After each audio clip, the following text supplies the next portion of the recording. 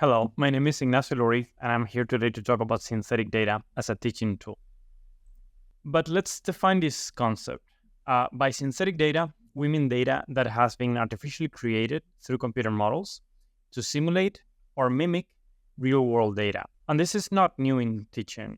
Anyone using a simulation in their classes, for example, is using synthetic data. That is teaching software made to mimic the real-life consequences of decisions that students make in the classroom. But now, in the age of AI, synthetic data is taking on a more specific meaning. For logical reasons, synthetic data nowadays mostly means data that is created through generative AI models to simulate real participant responses, like survey interview data or real human-generated data. And this is what I'm going to focus on today. Now, there is a big conversation to be had about the validity of synthetic data in research or in real-life applications for public policy, for legislation.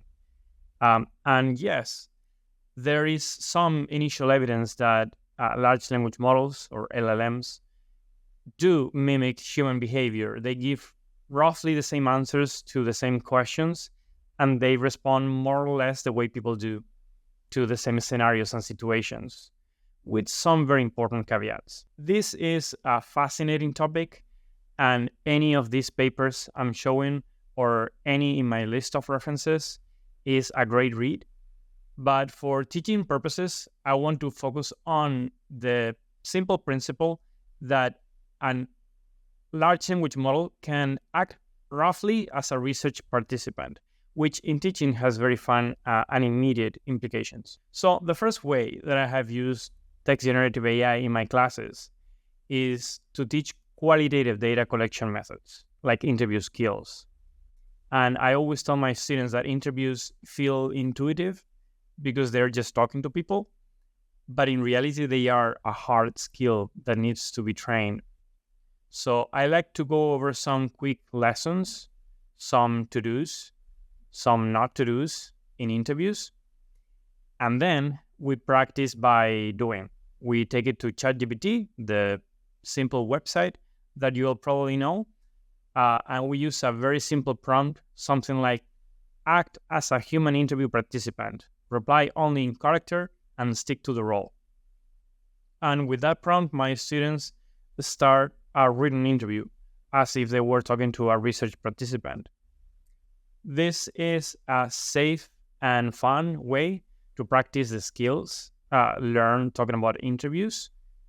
And I have them ask themselves questions and ask each other questions like, did you tell clearly the purpose of the interview? Did you introduce yourself?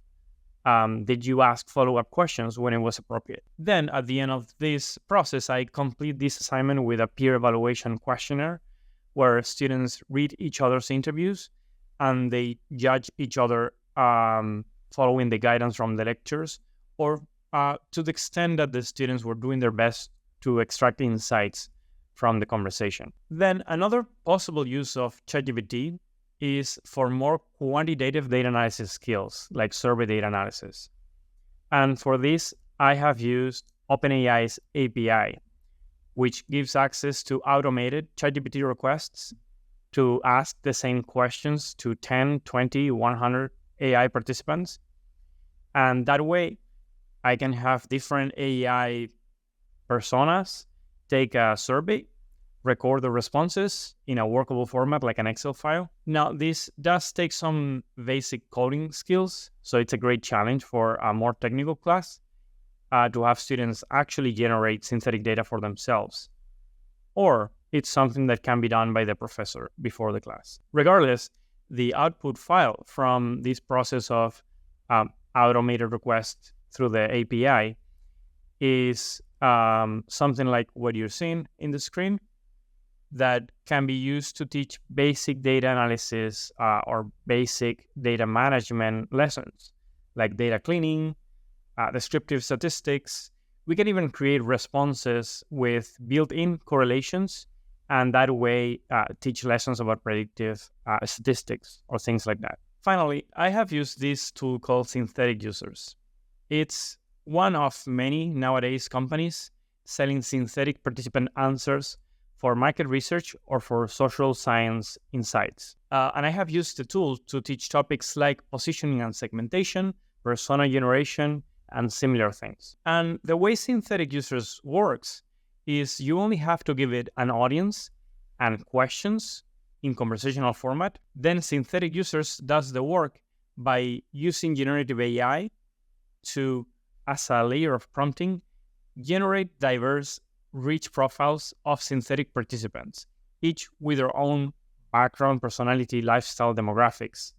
Then all this information is used to have your AI participant reply more like a real human. This is a better way to capture human variety than just asking ChatGPT multiple times, because it does make an effort to adapt the prompt to different person types and consider different personalities and different background information. In a recent presentation, some of my students used this synthetic data, in addition to real interview data, to create recommendations for McDonald's campaigns, for example. And this is just 3 uses of synthetic data in teaching, but I'm sure you can think of more.